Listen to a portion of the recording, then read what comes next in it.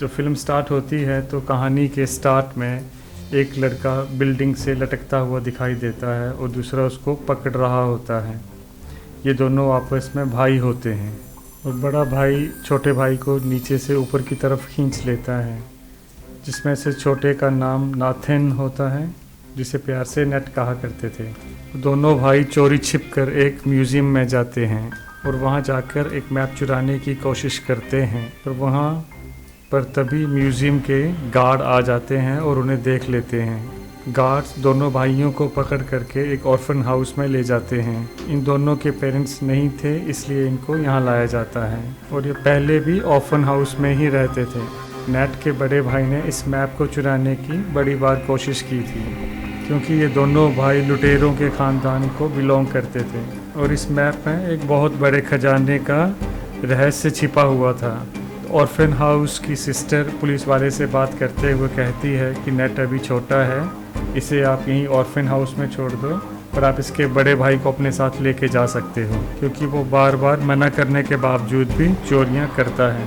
ये बात सुनने पर नेट का बड़ा भाई वहाँ से चला जाता है, क्योंकि वो खुद को पुलिस के हवाले नहीं करना चाहता था, इसलिए वो वहाँ से भागने का प्लान बनाता है और अपने सामान को पैक करने के बहाने अपने रूम में जाता है। नेट अपने भाई से कहता है कि मैं तुम्हारे बगैर नहीं रह सकता हूँ। यहाँ पे नेट का बड़ा भाई उसे कुछ चीज़ें देता है, जैसे लॉकेट, लाइटर और एक लेटर, और ये कह के वहाँ से चला जाता है कि मैं वापस ज़रूर आऊँगा। नेट के भाई के जाने के बाद जब नेट भाई की दी हुई चीज़ों को देखता है और लेटर को खोलता है तो उसके नीचे रोशनी लगा के देखता है तो उस पर कुछ अक्षर उभरते हैं। उस लेटर में ये लिखा था कि ये कभी मत भूलना कि हम पायरेट्स फैमिली के लोग हैं और मैं तुमसे बहुत प्यार करता हूँ और हम लोग ज़रूर मिलेंगे। इसके बाद नेक्स्ट सीन दिखाया जाता है जो 15 साल बाद के होता है। यहाँ नेट ट्रेन में ट्रैवल करता हुआ दिखाया जाता है, जो अब बड़ा हो गया होता है, और वो एक बार में काम करता था और छोटी मोटी चोरियाँ भी कर लेता था।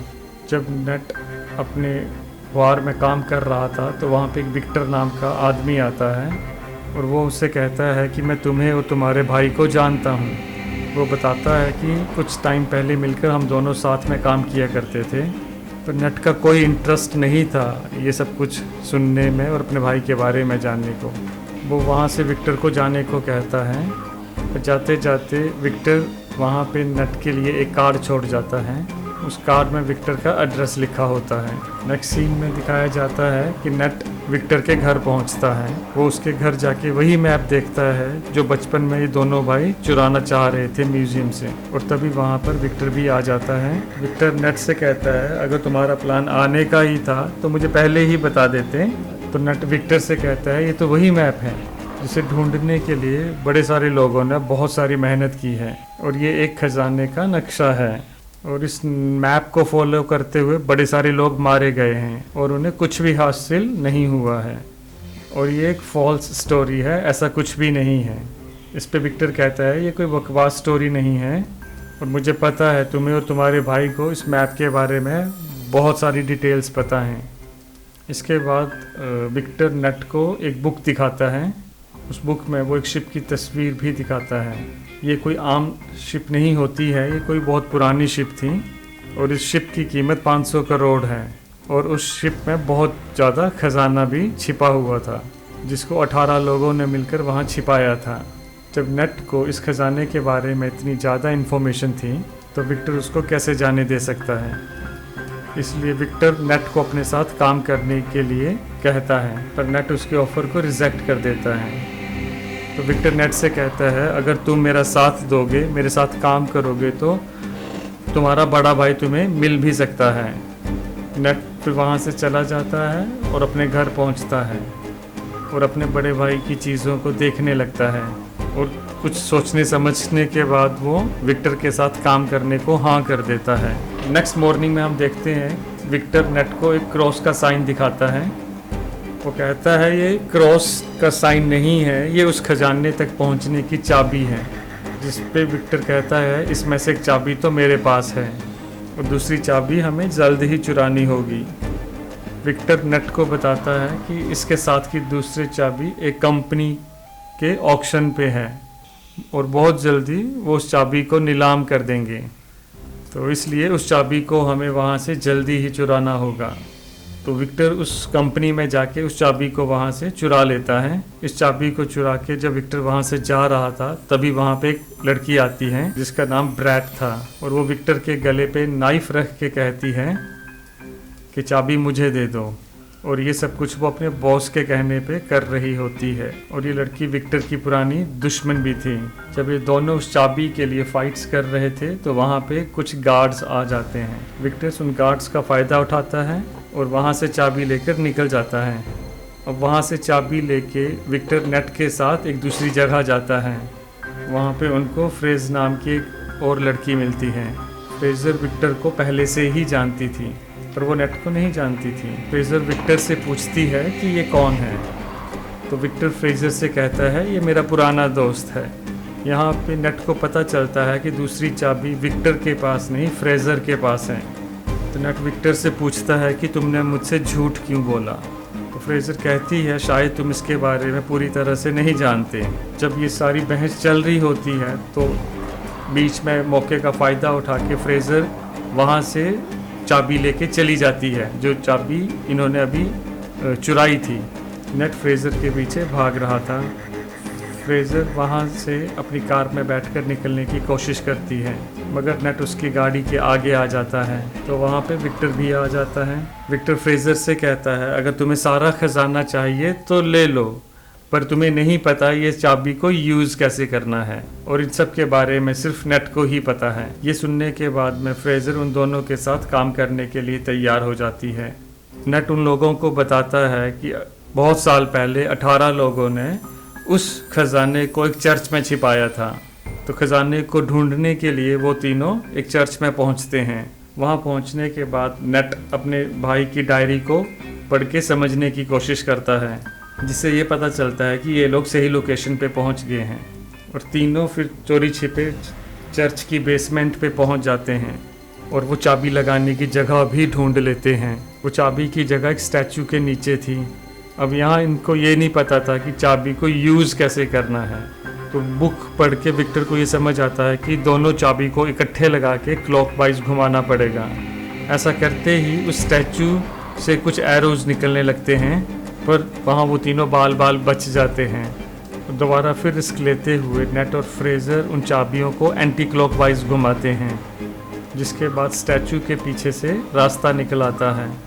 वो रास्ता एक गुफा से होकर जा रहा था। तो नेट विक्टर से कहता है कि हमें इस रास्ते से होते हुए जाना पड़ेगा, पर हमें 2 टीम्स में डिवाइड होके ये काम करना पड़ेगा। वो कहता है बै और फ्रेजर एक रास्ते से जाएंगे और तुम दूसरे रास्ते से।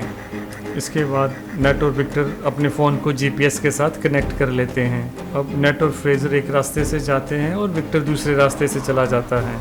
उस गुफा से जाते हुए नेट और फ्रेजर एक बार में पहुंच जाते हैं। वहाँ पर एक और सीक्रेट रास्ता था जिसके बारे में कोई भी नहीं जानता था। इससे पहले कि वो रास्ता वो ढूंढ लेते तो कुछ लोगों ने उन पर फिर से अटैक कर दिया। तो नेट वहाँ से निकलने के लिए उन लोगों से फाइट करता है और फ्रेजर उस रास्ते को ओपन करने की कोशिश करती है। उस दरवाजे के ओपन होते ही नेट और फ्रेजर उस रास्ते से बाहर निकल जाते हैं। अंदर जाने के बाद उन लोगों को अब तीसरा दरवाज़ा नज़र आता है, जो उसी क्रॉस वाली चाबी से खुल सकता था। फ्रेजर जैसे ही उस लॉक को खोलने की कोशिश करती है तो वो जगह पानी से भरने स्टार्ट हो जाती है, क्योंकि उस दरवाजे को खोलने से पहले दूसरे दरवाजे पे दूसरी चाबी को लगा के पहले उसे खोलना ज़रूरी था, जिसको विक्टर ही खोल सकता था। विक्टर दूसरे साइड वाले दरवाजे को खोलने की कोशिश कर रहा था, तभी वहाँ पे वही लड़की आ जाती है जिसने विक्टर पे पहले भी अटैक किया था की को ऑक्शन वाली जगह से चुराते टाइम, और उन दोनों में ज़बरदस्त फाइट होती है। और दूसरी तरफ नेट और फ्रेजर पानी में फंसे हुए होते हैं। पानी धीरे धीरे ऊपर बढ़ रहा होता है और वो ऑलमोस्ट वहाँ पे मरने जैसी सिचुएशन में आ गए थे। और वहाँ दूसरी तरफ विक्टर लड़की से फाइट कर रहा होता है और उसको मार के नीचे गिरा के बेहोश कर देता है और जल्दी से दरवाजे में चाबी को लगा देता है। इसके बाद वो दरवाज़ा खुलता है, पानी बाहर बह जाता है और नेट और फ्रेजर बच जाते हैं और सेफली उस दरवाजे से बाहर आ जाते हैं। अब बारी थी फाइनल दरवाजे पे जाने की, पर ये लोग नहीं जान पा रहे थे कि वो दरवाजे को ओपन कैसे करना है।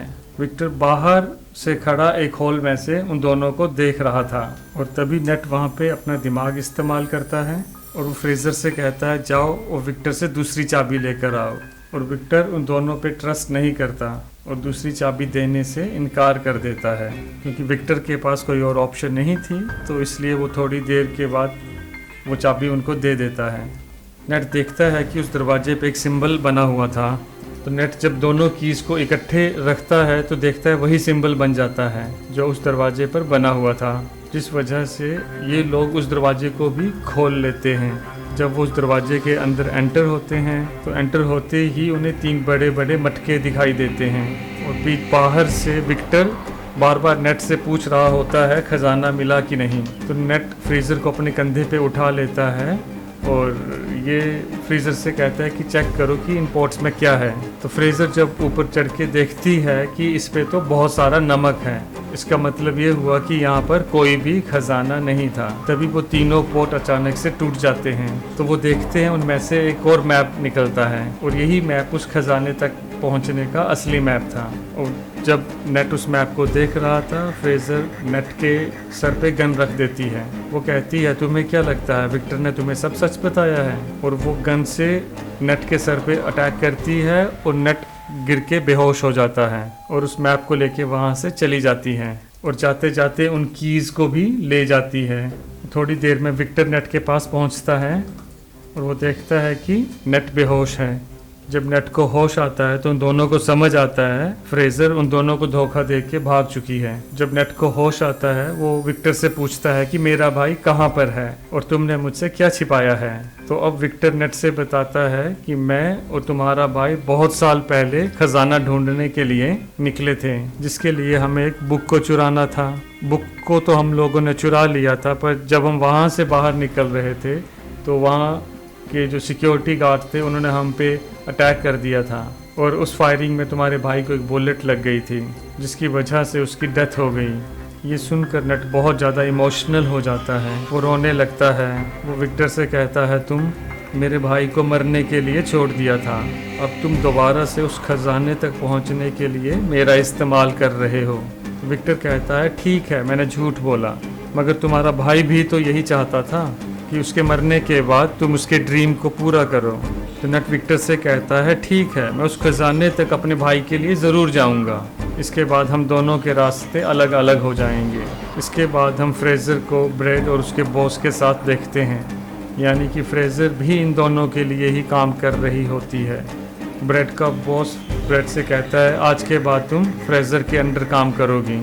इसके बाद फ्रेजर का बॉस अपनी पूरी टीम को लेके जहाज़ में बैठ के मैप के हिसाब से खजाने की तरफ फ्लाई करता है और वो अपने साथ ज़रूरत का सारा सामान ले लेते हैं। प्लेन में बैठा फ्रेजर का बॉस सबसे यही कह रहा था वो खजाना मेरा था और वो बहुत साल पहले मेरे ख़ानदान से गुम हो गया था।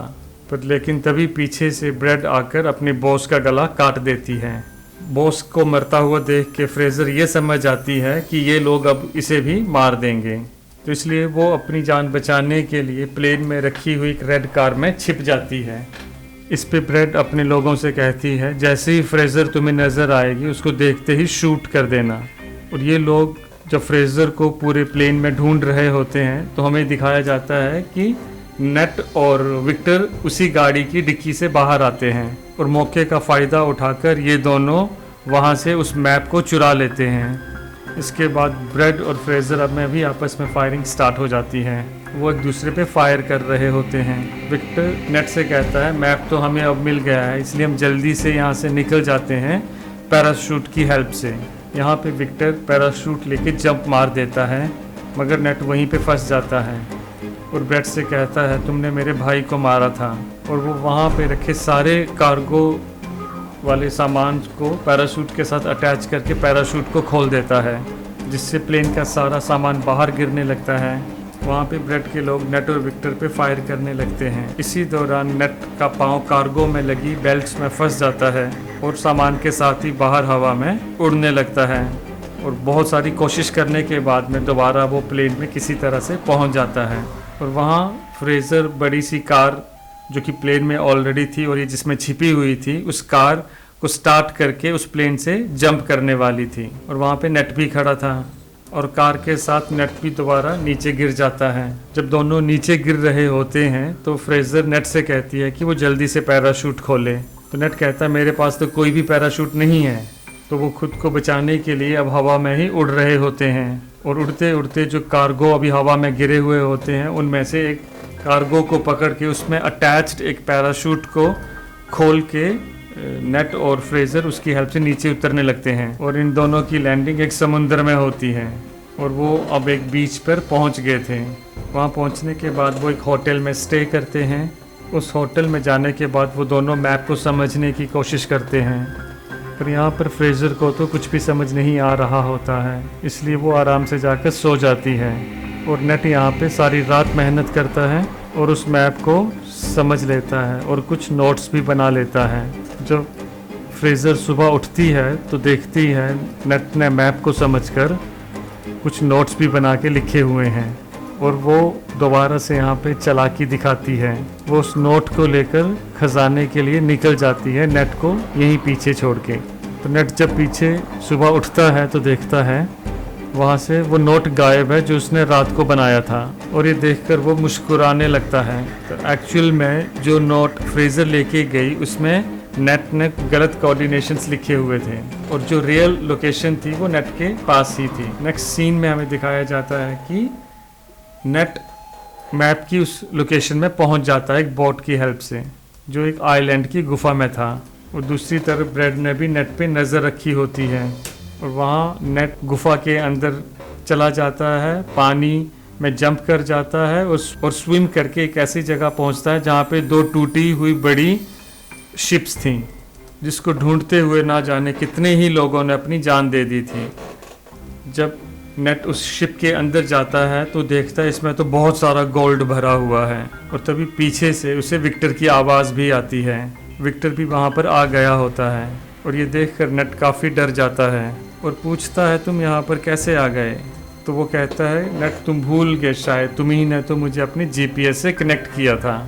जब वो दोनों बात कर ही रहे होते हैं, खजाने को देख रहे होते हैं, तो पीछे से ब्रेड भी वहाँ पे पहुँच जाती है और उसके लोग भी उसके साथ होते हैं। उन लोगों को देख के नेट और विक्टर दोनों वहाँ पे छिप जाते हैं। ब्रेड तभी अपनी पूरी टीम को बुलाती है और उन दोनों शिप को वो प्लेन के ज़रिए वहाँ से उड़ा के ले जाने वाली होती है, क्योंकि उसको ये पता था खजाने की तो अपनी वैल्यू है ही, पर ये बहुत साल पुरानी शिप्स हैं जो किसी खजाने से कम नहीं हैं।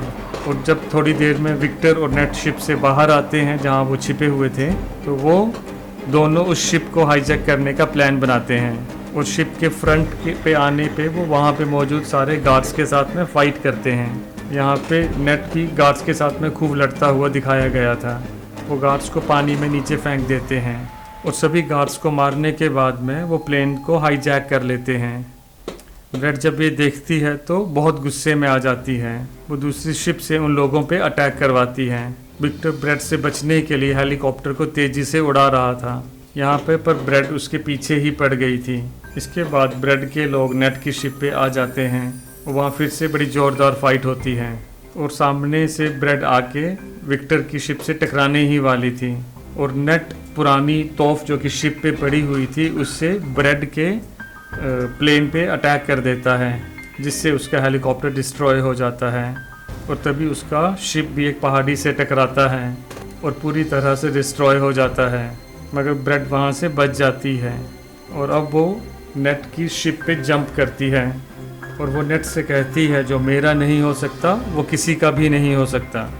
और इतना बोल के वो शिप के एंकर को नीचे समुद्र में फेंक देती है, जिसकी वजह से शिप और हेलीकॉप्टर आगे नहीं बढ़ पाते क्योंकि एंकर नीचे समुंदर में चट्टानों के बीच फंस जाता है और विक्टर का सोने से भरा हुआ बैग भी नीचे गिरने लगता है।